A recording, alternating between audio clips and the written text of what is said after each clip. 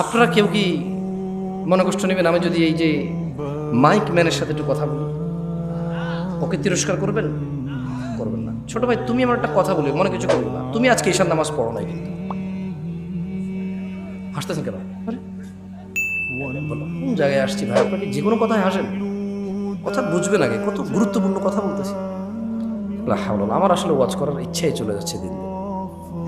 তুমি তো আজকে ঈশার নামাজ পড়ো নাই, হাসির কি হলো? ও পড়ে নাই নামাজ, মানে হাসির কি আছে? এটা আমি বুঝতে পারছি ও পড়ে নাই। এবার ওকে দিয়ে বলি, প্যান্ডেলওয়ালা আছে এই জায়গায়? প্যান্ডেলওয়ালা আছে? আজকে তোমাদের ভলান্টিয়ার কতজন? সবাইকে ডাকো। ওখান থেকে আমি মিনিমাম ছেলে পেলেকে বাইরে বোঝার এসে নামাজ পড়ে নি, সব বাইরে আছে না? ঠিক আছে, আমি চলে গেলাম। ইনশাল্লাহ ওয়াজ শেষ করে তোমরা কালকে বিচার করিও তোমাদের যে তোমাদের ভলান্টিয়ারদের মধ্যে কত ছেলে ঈদের নামাজ পড়ে না ঈশা, কিন্তু ওরা ওয়াজ করাচ্ছে আমাকে কত দূর থেকে নিয়ে আসা। ওদের কথা হচ্ছে সারা বাংলাদেশের, সারা শিবগঞ্জকে হিদায়ত করে দেবে।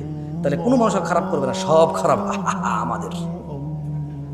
কারণ হুজুর নিয়ে আসছে দূর থেকে, সব মানুষের হিদায়ত করে দেবে, কেউ আর অন্যায় করবে না। তাহলে একমাত্র অন্যায় করার বাকি কে থাকে? আমরা আমরা আয়োজন করে হুজুর নিয়ে এসে সবাইকে ফু দিয়ে হেদায়ত করে দেবে। ফু দিয়ে হেদায়ত হয় না, ফু দিলে হেদায়ত হয়? হেদায়ত কে দেয়? চাইতে হয় কিনা? কারা চায়? যারা জান্নাতের আশা করে, যারা জাহান্নামের ভয় পায়।